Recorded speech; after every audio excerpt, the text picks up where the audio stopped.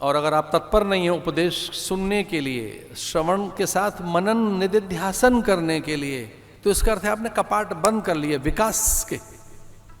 उस दिन विकास रुक जाता है जब व्यक्ति उपदेश को अमान्य कर देता है, उपदेश में अरुचि आ जाए, ये हमारे लिए नहीं है। और ये अरुचि स्वभावतः है मनुष्य में। बालक उपदेश नहीं सुनना चाहता, उसे लोक लुभावन चीजें अच्छी लगती हैं।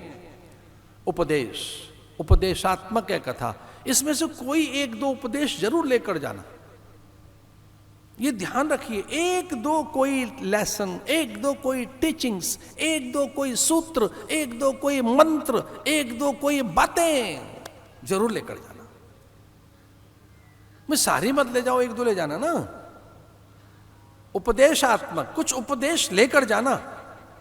इसमें बड़े उपदेश है, उनमें सीधे सीधे हैं। ब्रह्मा के लिए उपदेश है, नारद के लिए उपदेश है, संतों के लिए उपदेश है, सदगृहस्थ के लिए उपदेश है, छोटे बच्चों के लिए, तरुणों के लिए। छोटा बच्चा सीखने लगता है, गर्भकाल में सीखने लगता है। अच्छी बातें सिखाओगे बालक सीखने लगता है, गर्भकाल से ही उसमें वो बातें आने लगती हैं। गर्भकाल से ही सब बातें, वैसे ही अध्यास अभ्यास व्यवहार स्वभाव बन जाता है बालक का। बालक जैसे पैदा होता है 9-10 मास के बाद, वैसी प्रवृत्तियां, वैसी उसकी प्रकृति, उसका स्वभाव वैसे ही बनने लगता है जो आपसे उसने सीखा है। उपदेश इतनी उसमें ग्राह्यता होती है बालक में, चूंकि अभी तो पूरा सुन रहा है वो।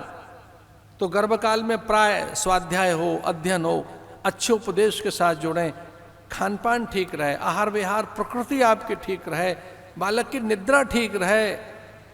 कल एक साधक बता रहे थे कि जिन माता पिता को सोना नहीं आता, जिनकी निद्रा का नियम नहीं है, जो निद्रा का संयम अनुशासन नहीं जानते, रात रात भर जग रहे हैं, उनका बच्चा पैदा होने के बाद भी आपको नहीं सोने देगा, रात भर जगेगा।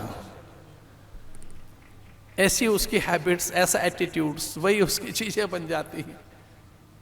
जो आप कर रहे हैं वही सीख रहा है वो, तो प्रकृति वैसी बनेगी बालक की। उपदेश, इसलिए गर्भकाल में भी उपदेश दीजिए। इसे गर्भाधान संस्कार के बाद पुंसवन, सीमंतोनयन, जात कर्म, निष्कर्म, अन्नप्राशन, नामकरण, अन्नप्राशन, कर्णछेदन, मुंडन, कर्णछेदन, यज्ञोपवीत, ये सारे संस्कार हैं जिसमें उपदेश है। कि कौन सा उपदेश?